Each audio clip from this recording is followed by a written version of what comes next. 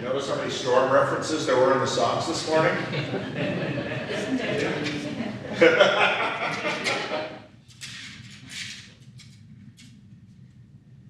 Last week, we looked at Jesus, the master of heaven and earth.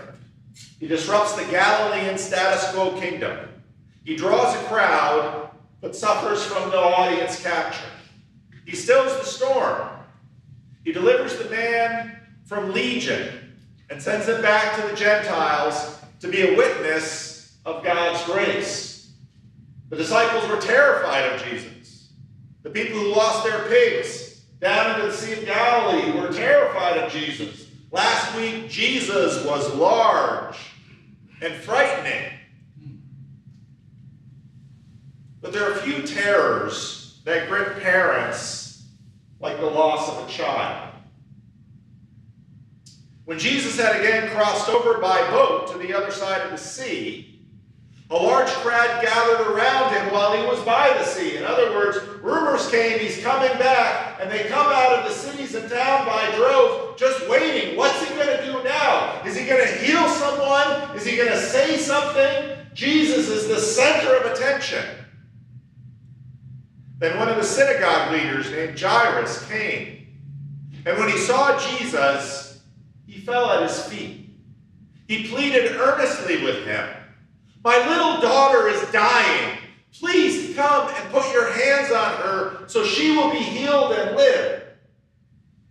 You can imagine that no one was going to get in this man's way. He would fight any crowd to get through, to get to the front of the line and get Jesus' attention and say, Jesus, this is my daughter. We just sang, you can have all the world, give me Jesus. At that moment, Jairus, for the love of his daughter, would brave any crowd, do anything. Jesus, just come and heal my little girl. There's nothing he won't do. Now this reminds me of a song that actually we referenced in a verse that we referenced in the song today with Lazarus. If we didn't know I was putting this in here. Now a man named Lazarus was sick. He was from Bethany, the village of Mary and her sister Martha. This Mary, whose brother Lazarus now lay sick, was the same one who poured perfume on the Lord and wiped his feet with her hair. So the sisters sent word to Jesus, Lord, the one you love is sick. Not the daughter of someone you don't know. Jesus, Lazarus, is one of your good friends. You know him, he knows you. When he heard this, Jesus said, this sickness will not end in death. No, it is for God's glory, that God's Son may be glorified through it. And even if you just think about that and you know the story, you might say, how does Jesus use words? Now, Jesus loved Martha and her sister and Lazarus. So he went. So when he heard that Lazarus was sick, he rushed right away to heal him. Some of you said, well, Pastor, you stopped reading. So when he heard that Jesus was sick, he stayed where he was 2 more days. He stayed where he was 2 more days so that Lazarus would die. So that Mary and Martha would be stricken by grief. You have to say, was that nice, Jesus? Do you know what Mary and Martha suffered? Now, Jesus, when he gets to the tomb, Jesus will weep and he'll be angry. But he's not angry at the fact that he intentionally took 2 more days to get to Bethany. Jesus knew what he was doing. And then he said to his disciples, let's go back to Judea. Now we have a different situation. Father, daughter, sick, dying. Jesus has been away on the other side of the lake doing who knows what. He doesn't know. He's just heard the rumor that Jesus is coming in. So he rushes with the crowd to the edge of the Sea of Galilee, and nothing is going to stop him from getting Jesus' attention. So Jesus went with him. Right away, didn't wait. A large crowd followed and pressed against him. I sort of get the image of an elevator. Have you ever been in an elevator with too many people and you're just kind of, when I was in London for my last trip, I had 2 big bags with me and I'm in this subway and I'm just crushed up against everyone. And then my stop came and I thought, well, I hope people are going to forgive me for this. And I just plowed through and got out that door. Nobody liked it, but everyone understood. And a woman was there who had been subject to bleeding for 12 years. You have to know that once news got out that Jesus in Capernaum is relieving people of their demons and healing the blind and healing the lame and healing the sick, like we saw a couple of weeks ago, the text said it, people came from Judea, they came from Tyre and Sidon, they came from the Decapolis that we talked about last week, the 10 cities. They came from everywhere, people who had an illness, and how many times on Sunday morning don't we talk about the fact that you go to the doctor, and here now we have medical technology and science and all of these things, and nobody can tell Pete what's going on with him. And Richard, he had to be taken off a pill. And Lily, first she was in for the diverticulitis, and then she had to be in for everything they did to her in the hospital. We all understand this. And this woman had been subject to bleeding for 12 years. Now, for most of us, that sounds like, yeah, there's a problem there that you should definitely see a doctor. But what we don't understand is that in our men's group, we're reading through the book of Leviticus. And last week, actually, we bumped into the text where if you actually accidentally touch something that defiles you, you have to go and do a sacrifice over at the temple, or you have to pass through a ritual bath or a cleansing or something until you can rejoin community. Even if you go back in the Old Testament and you go to the story of David and Bathsheba, a lot of moderns are like, why is Bathsheba taking a bath and David looking on, peeking in from his castle? And what does that have to do with Bathsheba getting pregnant? Oh, well, if a woman has her period, she then has a period of ritual defilement because there's an issue of blood. And then after her period, she has a bath, which cleanses her, and now she's no longer defiled, and she can practice religion with the rest of the community. So women had to endure that once a month. But this woman had it constant for 12 years, which meant, like the leper, she was cut off from the rest of her community. She could no longer live a normal life. I thought about putting some incidences because every now and then you'll hear something, usually coming out of Israel, that, well, if you have a particularly observant sect of Judaism, they don't want to sit on an airplane next to a woman or sit in seats where women have sat because there's a possibility of ritual defilement, and then yada yada, and on this stuff goes. But this woman's life had been tremendously disrupted because of her medical issue. She had suffered a great deal under the care of many doctors. And again, some of you can listen to that and say, yes, I suffered a great deal under the care of many doctors.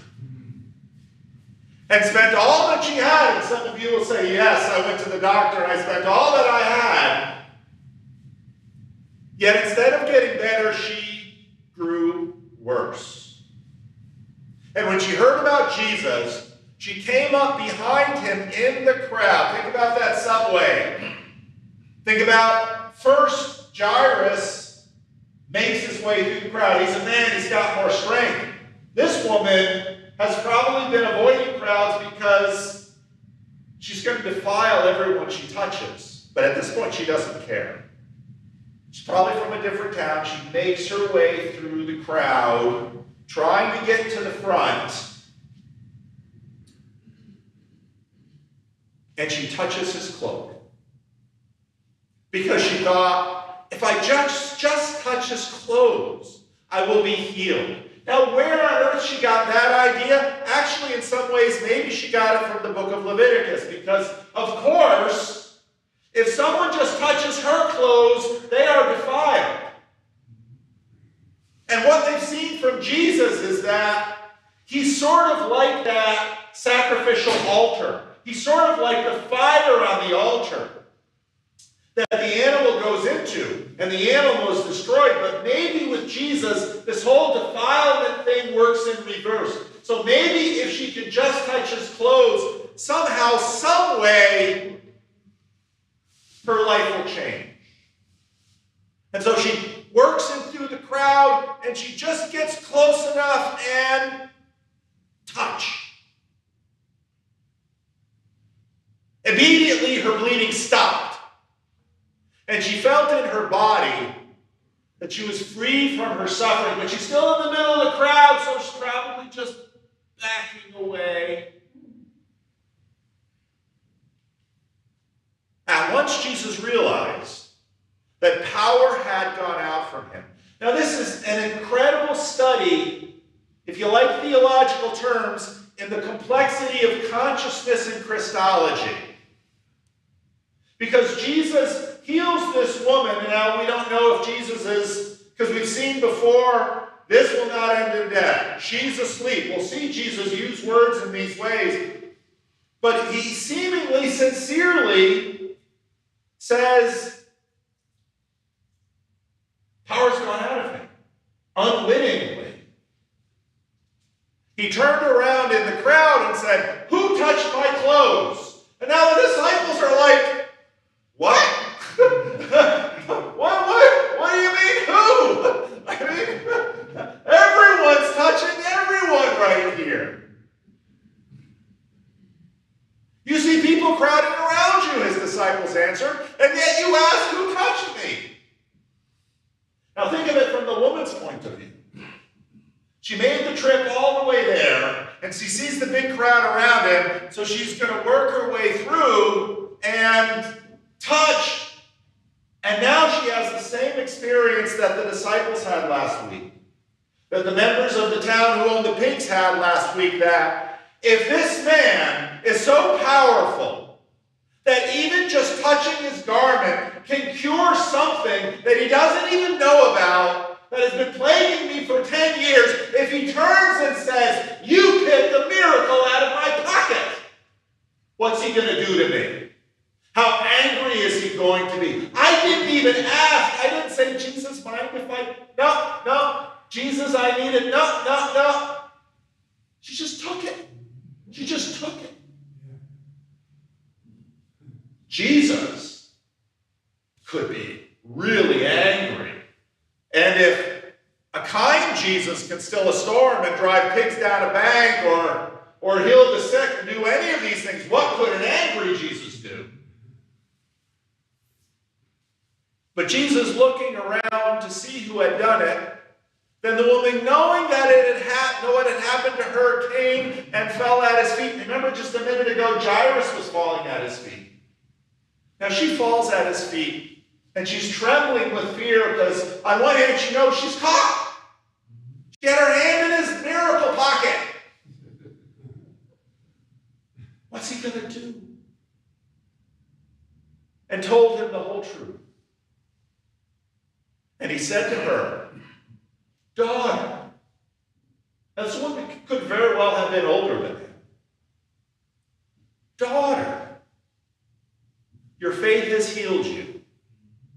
Go in peace and be freed from your suffering.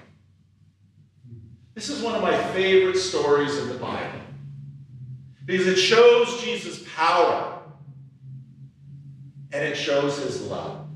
So what we talked about last week, these diverse excellencies. He can still a storm. And now he's energized by a father pleading for his daughter. Jesus is this towering figure that his disciples fear when he stills the storm, and the pig owners fear at the loss of their herd. So she quite rightly is afraid, trembling in fact. And what she finds in Jesus is this diverse excellency of utmost tenderness of a father's love. In a story which is all about a father's love, Jairus' love for his daughter. And now Jesus says to her, daughter, your faith has healed you. Go in peace. She's given a word that is probably more powerful than the miracle itself. While Jesus was still speaking, some people came from the house of Jairus, the synagogue leader, a man of status and importance. And so, if you're just sort of a rando out there and there's a tragedy in the family, maybe the surrounding people will know it. But if you're synagogue leader, everybody in the synagogue knows your daughter, and everybody knows she's sick. And so the house is filled with support givers and well-wishers and casserole plates. And they say, your daughter is dead. You're too late. Jesus didn't get there in time. Overhearing what they said, Jesus told him, and this is amazing, don't be afraid, just believe. That woman, nothing would get in her way for her to come and touch Jesus' clothes. And what he says to Jairus is, you've sought me this far. Don't stop now, just that you hear your daughter is dead. Stay with me, Jairus. Stay with me. I know you think of me as a healer, but you don't know how strong I am. You don't know what I can do. You don't know how far I'm willing to take these things. Now, we know. We know the story of Lazarus. How far is Jesus willing to take these things? Lazarus is sick. Boy, I sure do love Lazarus and his sisters. What are we going to do for the next couple of days? What? You don't know, Lazarus. You don't know, Jairus. Hang in there with me. Don't be afraid. Don't let fear stop you. Just believe. Did you see that woman? Just believe. He did not let anyone follow him except Peter, James, and John, the brother of James. The crowds are already out of hand. When they came to the home of the synagogue leader, Jesus saw a commotion with people crying and wailing loudly. And he went in and said to them, why all this commotion and wailing? And again, you just think, Jesus uses words sometimes and sets the stage. Jesus knows what's going to happen. She's dead. Everybody knows she's dead. They're all mourning. Is he trying to sort of add a little cover? What's Jesus doing? And I think, again, if you read through the Gospel of Mark, often you get Matthew and Luke who seem to use Mark. I think this stuff comes from Peter. Peter is just reporting what he saw. Peter can't necessarily make sense of it, but it's stuck in his mind. We go into this house, and everyone is wailing, and Jesus says the craziest thing. He says, why all this commotion and wailing? What do you mean, why all this commotion and wailing? We all got here to support the family, and now we got word that she's dead. What else would you expect us to do? The child is not dead, but asleep. What? So they laugh at him. And we don't even know what kind of laughter it is. Because sometimes things are so bad and things are so hard, you're all out of tears and all you can do is laugh as relief or absurdity. And you don't know what to do. But remember, Jairus, don't be afraid, just believe. You're going to have to get through this moment of hearing that your daughter is dead. You're going to have to run this gauntlet of all the mourning and weeping in your crowd. Follow Jesus through this storm and get into this little room. After he put them all out, he took the child's father and mother and the disciples who were with him and went in where the child was. And he took her by the hand. Now again, We just see that as, well, we don't even think about it. Remember how the woman who was defiled touched Jesus and became healed? So if you go back to the book of Leviticus with the men's group, and you read those early chapters, if you touch a dead person, you are ritually defiled and you have to go make a sacrifice. Jesus is going to touch a dead person. And guess what? He's not defiled. Guess what's going to happen? You know what's going to happen. And he said to her, and this is so tender, Talitha kum, which means, little girl, I say to you, get up. Have you ever read the book of Genesis? When God says, let there be light, and there is light. And let there be a firmament between the waters above and the waters below, and there's a space. Let the ground bring forth animals, and then they're there. And let the seas bring forth living creatures, and then they're there. Why do Jesus' Jewish disciples, who, contrary to every other culture in the world, says people are not gods, after they say Jesus, they start to think, not just who is he, but what is he? Talitha kum. Immediately, the little girl stood up and began to walk around. She was 12 years old. At this, I mean, you almost don't even need the next sentence. Everyone in the room just doesn't know what to think. But it's not a storm. It's not pigs. It's terror. And it's delight. She's alive. And she's not just, the story is careful, and it's not just kind of like, no. She's up, and she's walking around. She's not just a little alive, she's healed. And he did this with a word. He gave strict orders not to let anyone know about this.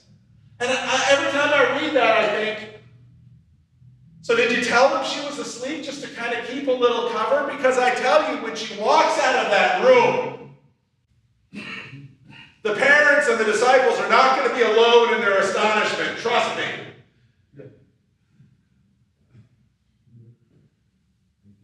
And he told them to give her something to eat.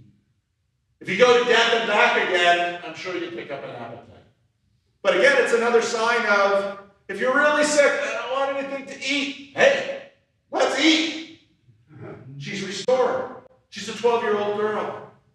Here we are. Only that which has died can be raised. Only those who are sick can be healed. There are things in this world that shake even the faithful. There always are. One person said to me recently, we were talking, because, now I'm on this crazy thing called the internet, and I'm talking to people of I don't care how many different persuasions, and a lot of people are used to be in church, not in church anymore, and they say things which, they make a lot of sense. I understand. I don't believe there is a good God because children die. That's a really hard one for us because, I've been eating like crap, and I smoked all these years, and I live a reckless life, and then cancer gets me, and you say, look at how we live. But a kid, they didn't do anything to deserve this. And then they suffer and die, and the parents grieve, and everybody says, this is pointless. I get it. I get it. You look at this world, and we think that all the time. I get it. But these stories set us up to imagine a triumph. To imagine that, Jesus is going to be like medical insurance. Jesus is every time I pray. But then you live and you're in a church and children still die. Isn't Jesus the kind of Messiah that will heal all our infirmities and raise all our dead? When we ask, right away, so that we don't have to suffer? Isn't this still a world where children are robbed of life and parents robbed of children through no fault of their own?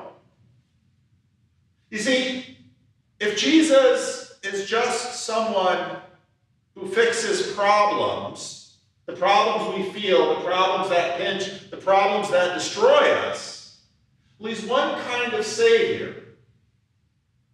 But here's the strange thing about Jesus. He gets crucified.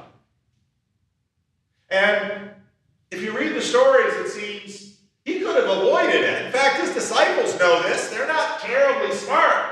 But when they're up in Galilee and Jesus says, we're going down to Judea, and his disciples say, I didn't read that. It's the next verse actually in John 11. The disciples are like, are you out of your mind? If you go down to Judea, they're going to kill you. And then if you read in the Gospel of Luke, he says, we're going down to Judea. And his disciples say, they're going to kill you. And Jesus says, this is what's going to happen. I'm going to be arrested, taken into the hands of Gentiles, and killed, and God will raise me in 3 days. And the disciples don't say, oh, okay, let's go and let's do this. They don't do that. They don't want to go, but they go. And everything that Jesus says happens. And then you would think they would pause and say, now, remember, he told us we're going to go down here, and he's going to be arrested, and he was going to be killed, and he's going to be raised in 3 days. So let's all go and sit around the tomb and welcome him back. Do they do that? No. Who's there? The women. Why are they there? What do they have in their hands? The embalming. Even the women. The only ones who show up at the tomb, they don't believe it either. It tells you something about our belief structures. What kind of Savior do we need in such a world? We certainly want the Savior that can seemingly allow that miracle to be picked out of his pocket by that woman and be able to call this little girl back to life with just a word. We certainly want that kind of Savior, but we need something even stronger. One who knows injustice, one who knows the terror, the power, the sorrow of death, not from the outside because he's seen everybody suffer, but not him. One who knows it from the inside because he was wrongly accused, and he was arrested, and he was tortured, and he was killed. There's no part of this that he doesn't know. How do we know? We see it from the inside. Without the cross, Jesus would be just another wonder worker, Savior, who got people out of the grip of tragedy, but didn't disrupt the entire status quo kingdom of which chronic illness and death are a part of the furnishing. Jesus was not satisfied with this. He is going all the way to the bottom of our rebellion and lift us up because we can't save ourselves, even from ourselves. There's the story. There's the whole story. And it's placed in our lap. And it's laid down there for us. And what do we do with it?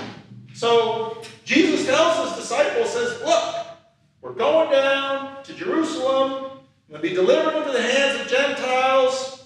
I'm going to be killed, and in 3 days I'm going to be raised again. And not one of them bothers showing up at the tomb. Can we just sort of tell people this stuff? Jesus says to the crowd wailing for Jairus' daughter, she's asleep. Jesus says to his disciples about Lazarus' illness, this will not end in death. This is not how we believe. We don't believe just because someone tells us something.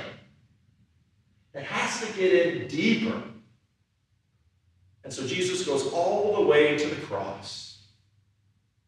He descends into hell and is raised on the third day. There's the story. There's Christianity right there in a little package. You've all heard it before. But then how do we live it? Well, you imagine both the power, the terror, and then also the mercy. Daughter, your faith has healed you. Talitha, cum. All of that comes together. And how does Jesus want us to remember? Well, yeah, you need the pastor to talk about it a little bit. But he says, how is this going to stick with my people? All over the world, all different languages, all different nations, all the way until I come again. It's going to have to be deeper. So on the night he was betrayed, he took bread. And he broke it. And he said, this is my body. This is my body. This is my body broken for you. As often as you eat this, well, eat what? Bread. As often as you eat this, remember me. And when you do, you proclaim the Lord's death until he comes. Okay? We're proclaiming his death. But what does that mean? It means, yes, he can still the storm. Yes, he can free the demon-possessed. Yes, he can heal the woman whose illness had her separated from her people. Yes, he can even raise the dead. But we proclaim his death, that he knows it from the inside until he comes. This is for you.